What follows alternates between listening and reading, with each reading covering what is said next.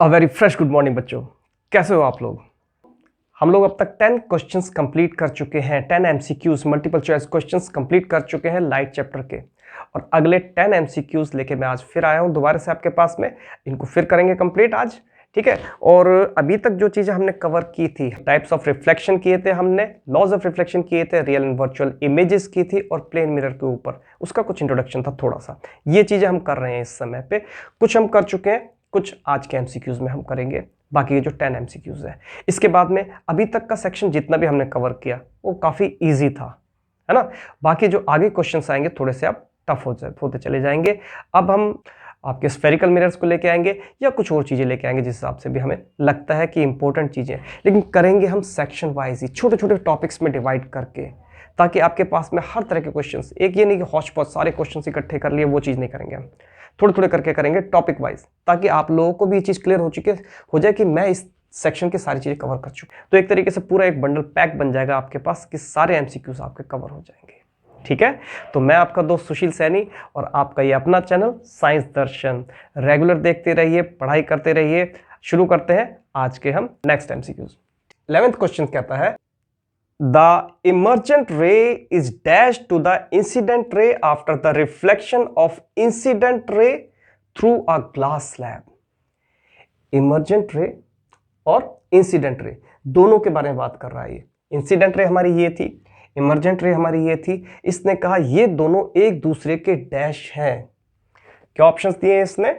Option दिए हैं इसने परपेंडिकुलर, पैरेलल, अनइक्वल और नन। 4 ऑप्शन दिए भाई। ये थी हमारी इंसिडेंट रे जो सीधी चली गई, ये आई रिफ्लेक्ट होके, उसके बाद में इमर्जेंट रे चली गई। मैंने क्या बताया था, ये दोनों एक दूसरे के पैरेलल चलती हैं, ठीक है।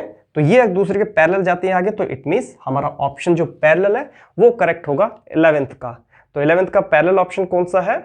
पैरेलल है बी, यानी ऑप्शन बी इसका हमारा करेक्ट है। Option B is correct. And question number 12, the angle of incidence is dash to the angle of emergence. First option दिया है इसने equal, then unequal, then double and then half. Angle of incidence is dash to the angle of emergence. फटाफट दिखा देता हूं मैं आपको।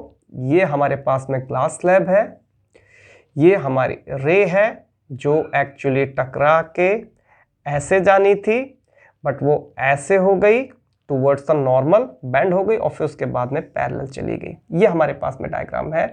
इसने का angle of emergence, first angle of incident, angle of incident हमारा ये होता है एंगल ऑफ इंसिडेंस, और angle of emergence, angle of emergence ये होता है एंगल ऑफ इमर्जेंस। ये दोनों जितने एंगल पे आए उतने एंगल पे ही एंगल ऑफ इमर्जेंस निकलता है।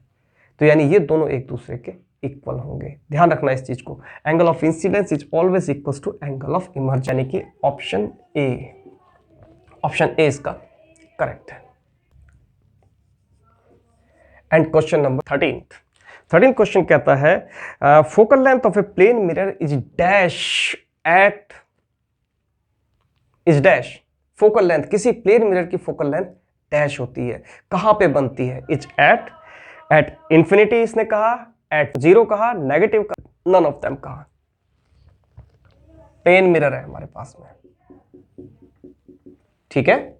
इसने कहा इसका फोकस कहां है। जब हम बात कर रहे हैं, आपने कॉनकेव कॉन्वेक्स मिरर अगर पढ़े हो तो फोकस कहां होता है? लाइट आती है, उनसे टकराती है, कन्वर्ज या डाइवर्ज होती है, और फोकस पे वो आके गिरती है लाइट। जैसे मान लिया कि हम अगर कॉनकेव मिरर की बात करें, ये हमारी प्रिंसिपल एक्सिस, लाइट जो भी आएगी ऑब्जेक्ट से, सपोज ये हमारा ऑब्जेक्ट है, इससे टकराने के बाद में फोकस पे मीट करती है, ऐसी इधर से आएगी लाइट, जाने के बाद में फोकस को क्रॉस करती है। ये हमारा फोकस था, ठीक है। क्यों हुआ ऐसा? क्योंकि ये मिरर हमारा कन्वर्जिंग मिरर था, स्फेरिकल मिरर था। यहाँ पे कर्व था, लाइट टकराने के बाद में इस कर्व के कारण बेंड हो रही थी, लेकिन यहाँ तो ऐसा है नहीं, ये तो बिल्कुल स्ट्रेट है, बिल्कुल प्लेन मिरर है, सीधा। तो लाइट आएगी, आने के बाद में बेंड होने के कहीं चांस ही नहीं कि वापस लौट के जाए या आगे जाके कहीं कन्वर्ज या डाइवर्स होता ही नहीं ऐसा कुछ भी, ये तो सीधी निकल जाएगी। तो इसका मतलब कहाँ जाएगा? इनफाइनाइट पोजीशन पे। कोई जगह ऐसी नहीं है जहां पे जाके ये कन्वर्ज हो, तो सीधा ये क्या है, ये हमारे इसके जो इसका फोकस होगा वो हमारा इनफाइनाइट पोजीशन पे जाएगा। तो इसका ऑप्शन 13th का ऑप्शन जो है आपका ऑप्शन ए, इनफाइनाइट वाला, ये ऑप्शन इसका ट्रू रहेगा। 14th क्वेश्चन, इसने कहा the image formed by the plane mirror is dash. Plane mirror जो इमेज बनाता है वो कैसी होती है, किस तरह की इमेज बनती है, तो देख लेते हैं। प्लेन मिरर हमारे पास है, ये रहा। इसकी नेचर पूछ रहा है, नेचर ऑफ इमेज। तो इसने क्या क्या ऑप्शन दिए, पहले ऑप्शन देख लेते हैं।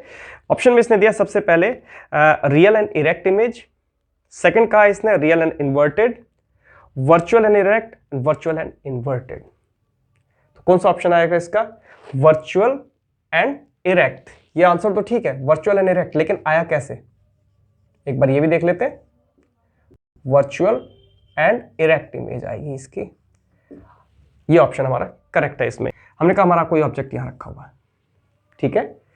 इमेज कहां बनेगी इसकी, मिरर में क्या बनती है, बिल्कुल सामने, यानी जितने डिस्टेंस पे यहां, इतने डिस्टेंस पे यहां पर इमेज बन गई, ठीक है। इमेज बनाने के लिए शो कर रहा है, मान लिया कोई आंख यहां से देख रही है, इसको इस जगह से देख रही है, इसको कहां दिखाई दे रहा है, इस पोजीशन पे। एक्चुअली ऑब्जेक्ट यहां है, इमेज यहां दिखाई दे रही है। इमेज बनी कैसे, मैंने कहा वर्चुअल इमेज बनी है। वर्चुअल का मतलब एक्चुअली यहां पर लाइंस मीट नहीं करनी चाहिए जो रिफ्लेक्टेड रे हैं। अब सपोज लाइट का सोर्स हमारा यहां से है, अगर लाइट का सोर्स यहां से है या फिर कहीं से भी है, इसने लाइट की, हम दो रेज दिखाते हैं इसके लाइट की, ठीक है। पहले सपोज यहां से एक ये आ गई और दूसरी लाइट की सोर्स, दूसरी लाइट हमारी ये आ गई, ठीक है। इसके बाद में क्या होगा, यहां से देखिए, यहां से जो लाइट पड़ेगी इस पे, एक ये आया, एक ये आया यहां पे, ठीक है। और दूसरा ये आई कैसे, क्योंकि लाइट यहां से रिफ्लेक्ट होके यहां पे आई है। इसे क्या दिखाई दिया, ये ऑब्जेक्ट इस जगह पे, क्यों, ये यहां से लाइट जो आई थी यानी इंसिडेंट रे थी, ये रिफ्लेक्ट होके हमारी आंख पे आके पड़ी, व्यूअर की आंख पे, और जब इसकी आंख पे आके लाइट पड़ी है तो ये क्या होगा, इसको ऑब्जेक्ट यहां दिखाई देगा। ये थोड़ा सा टेढ़ा बन गया, एक्चुअली ये सीधा यहां पे आएगा, क्योंकि आंख पहले बना दी थी इसलिए इस तरह से आया, ठीक है। तो इसको ऑब्जेक्ट की जो लाइट्स है यहां पर एक्चुअली मीट करती हुई दिखाई दे रही है, लेकिन एक्चुअली हो क्या रहा है, लाइट तो मिली नहीं, वो तो टकरा के रिफ्लेक्ट होकर वापस आ गई। यहां पर उसे लग रहा है कि इस जगह पे आके मीट कर रहे हैं, मिलेंगे और यहां पर ऑब्जेक्ट बन जाएगा।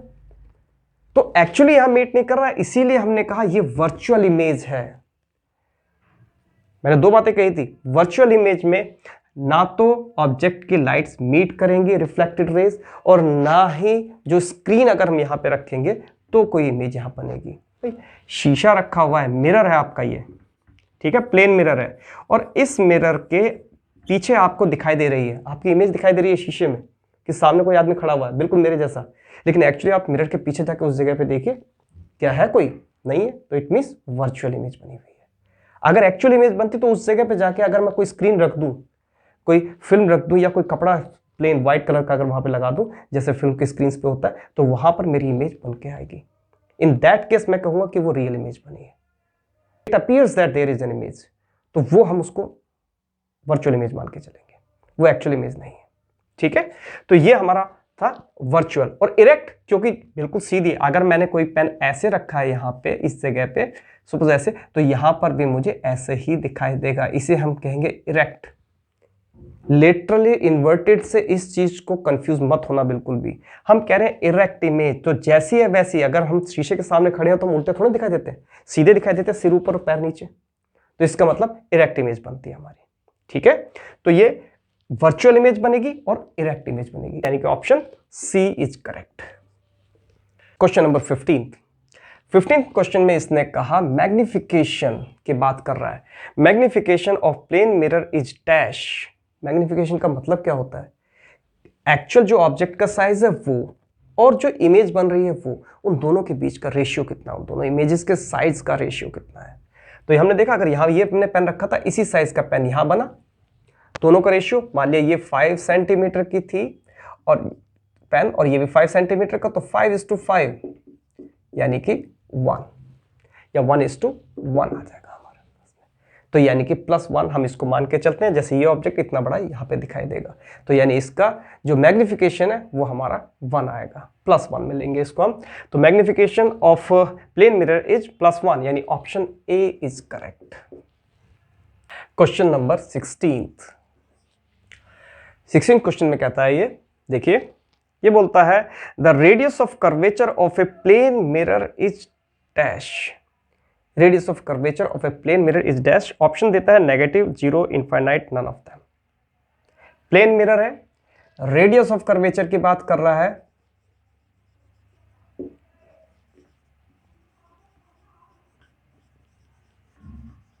रेडियस ऑफ कर्वेचर, और वो भी प्लेन मिरर है, ठीक है। रेडियस ऑफ कर्वेचर होता क्या है, जहां पे कर्व होगा वहीं तो बनेगा। भाई कर्व है, हमारे पास में स्फेरिकल मिरर है, उसमें कर्व है, उसमें रेडियस ऑफ कर्वेचर सेंटर है। सेंटर का जो उसका जो पॉइंट होता है, यहां से यहां तक का डिस्टेंस हम कहते हैं रेडियस ऑफ कर्वेचर। और यहां पे तो कोई कर्व ही नहीं है, प्लेन मिरर में तो बिल्कुल प्लेन मिरर है, तो इसका अगर हम सेंटर ढूंढने जाएंगे तो सेंटर हमें मिलेगा ही नहीं, यानी कहां पहुंच जाएगा, इनफाइनाइट पोजीशन पे। हम बढ़ते जाएंगे, कहीं तो इसका कर्व मिले हमें, कहीं तो सेंटर मिले नहीं है, तो इसका मतलब इनफाइनाइट। बिल्कुल जैसे फोकस था इनफाइनाइट पे, ऐसे ही सेंटर ऑफ कर्वेचर भी इसका, रेडियस ऑफ कर्वेचर भी इसका इनफाइनाइट पोजीशन पे होगा, यानी कि ऑप्शन इनफाइनाइट सी। सिंपल से क्वेश्चन है देखने में, एमसीक्यूज, ये मत सोच के चलना बोर्ड है, बोर्ड में बहुत टफ, बहुत हार्ड क्वेश्चंस देगा, ये मत सोच के चलना। बहुत इजी क्वेश्चंस भी देते हैं बोर्ड में। कभी कभी लगता है हमें, ज़्यादातर जो अच्छे बच्चे होते हैं पढ़ाई में, वो बहुत ज़्यादा हार्ड क्वेश्चंस के ऊपर ज़्यादा फोकस करते हैं, और ये रीज़न होता है कभी कभी अच्छे बच्चे भी कम मार्क्स लेके आते हैं। कोशिश करो हर तरह के क्वेश्चंस को करो, इजी क्वेश्चन पे फोकस पहले कर लो, क्योंकि वो तो हो ही जाने हैं। अगर आप ढंग से कर लोगे तो कभी कभी हार्ड के चक्कर में इजी क्वेश्चंस को हम लोग छोड़ के आ जाते हैं, या फिर हमारी समझ में नहीं आते, या फिर हम ओवर कॉन्फिडेंस में उनको गलत करके आते हैं। तभी मैं कह रहा हूं कि इजी क्वेश्चंस पहले करवा रहा हूं मैं तुम्हें स्टार्टिंग से, आगे चलेंगे धीरे धीरे टफ क्वेश्चंस करेंगे, ठीक है। नेक्स्ट क्वेश्चन नंबर 17 बोलता है, an object is placed at a distance of 5 metre in front of a plane mirror, the distance between the object and image will be. Plane mirror है ना, mirror हमारा पास plane है, हमारे पास इसने object का distance बताया है एट 5 मीटर के डिस्टेंस पे एक ऑब्जेक्ट रखा हुआ है at a distance of 5 metre. Plane mirror के अंदर हम शीशे के सामने खड़े होते हैं, जितनी दूर हम खड़े होते हैं हमारी इमेज वहां बन रही होती है, जितनी पीछे हट जाएंगे वो भी पीछे जाएगा, और जितना हम आगे जाएंगे वो भी आगे आएगा। तो इसका मतलब क्या है कि जितने डिस्टेंस पे ऑब्जेक्ट रखा है इतने ही डिस्टेंस पर इमेज बन रही होगी। इट मीन्स 5 सेंटीमीटर पे ही एक इमेज ये बन रही है। तो इसने कहा ऑब्जेक्ट, और ये ऑब्जेक्ट था और ये इमेज है, इन दोनों के बीच में डिस्टेंस कितना है, तो कितना होगा 5 + 5 10 सेंटीमीटर। सिंपल क्वेश्चन है, बहुत इजी क्वेश्चन है, करते रहो इनको फटाफट। आगे बढ़ते हैं, यानी कि 10 centimetre, option B is correct, ठीक है। Next question, question number 18। Question number 18 क्या बोलता है ये, the angle of reflection for ray of light having 0 angle of incidence. कोई रे ऑफ लाइट है, उसका एंगल ऑफ रिफ्लेक्शन हमें बताना है जिसका एंगल ऑफ इंसिडेंस 0 है, यानी मिरर पे ऊपर से देखो, हमने कहा ये हमारे पास में एक सरफेस है, पॉलिश सरफेस, पॉलिश्ड है, ये हमारा नॉर्मल है, ठीक है। पहले तो हम ये देख ले, इसने जो कहा है एंगल ऑफ इंसिडेंस 0 है, इसका मतलब क्या है, और एंगल ऑफ इंसिडेंस बनता किससे है, जितने डिग्री पे एंगल पे वो आती है लाइट, किससे, नॉर्मल से, यानी ये जो होता है हमारा, ये नॉर्मल है, तो ये हमारा एंगल ऑफ इंसिडेंस होता है, ठीक है। इसने कहा कि एंगल ऑफ इंसिडेंस 0 है, यानी कि बिल्कुल इसके ऊपर, भाई मैंने कहा ये सपोज मैंने कहा 30 डिग्री है, मैं इसे कम कर दूंगा, आधा इसका कितना रह जाएगा 15 डिग्री, कम करता चला जाऊंगा, एक पॉइंट ऐसा आएगा बिल्कुल ये वाला, यानी जब बिल्कुल रे इसी पे ही आएगी तो 0 डिग्री हो जाएगा, ठीक है। 0 डिग्री हो गया। अगर 0 डिग्री पे लाइट आई है तो साफ सी बात है रिफ्लेक्टेड रे कितने डिग्री की होगी, इसने ये कहा है, भाई 30 डिग्री पे आई थी तो 30 डिग्री पे रिटर्न होती थी, 15 पे आई थी तो 15 पे, क्योंकि हमारा रूल्स कहता है law of reflection angle i equals to angle r, i और आर दोनों सेम होते हैं। तो यानी जब 30 पे आई तो 30 पे गई, 15 पे आई 50 पे, 0 पे आई तो 0 पे ही लौट जाएगी।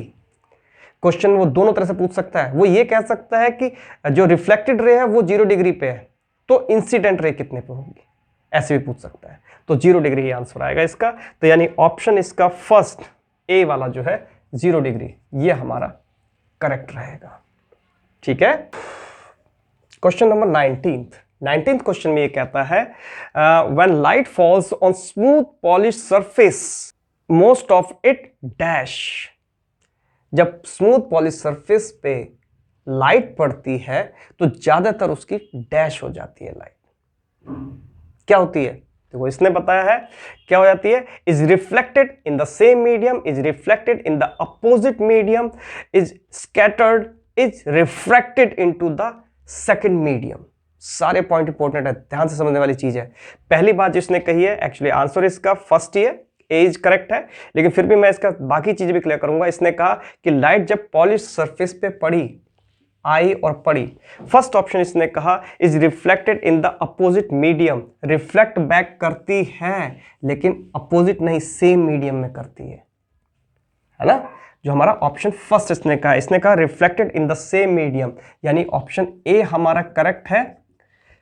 इन द अपोजिट मीडियम, दूसरे मीडियम में तो जाती नहीं है, तो गलत है सेकंड ऑप्शन, यानी कि इनकरेक्ट।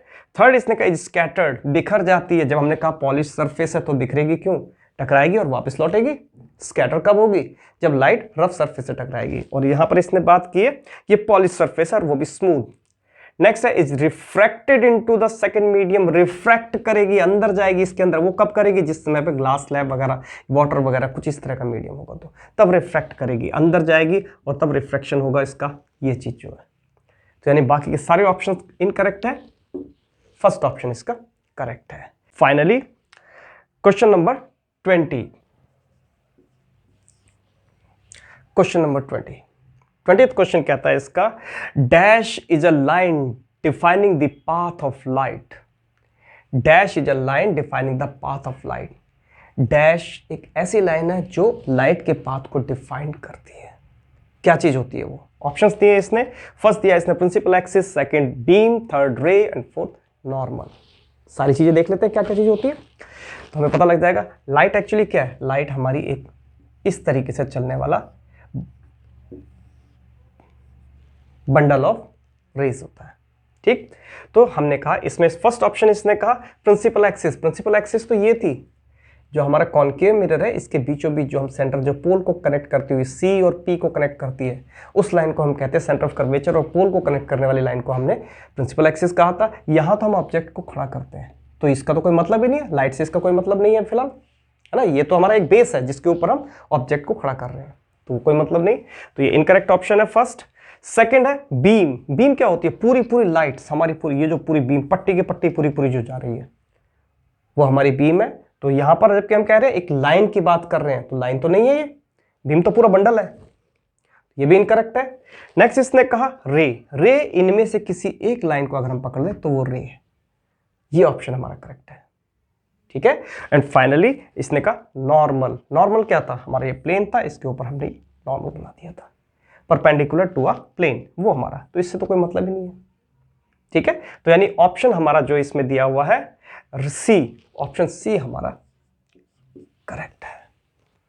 ठीक है, तो अब तक हम 20 एमसीक्यूज कंप्लीट कर चुके हैं।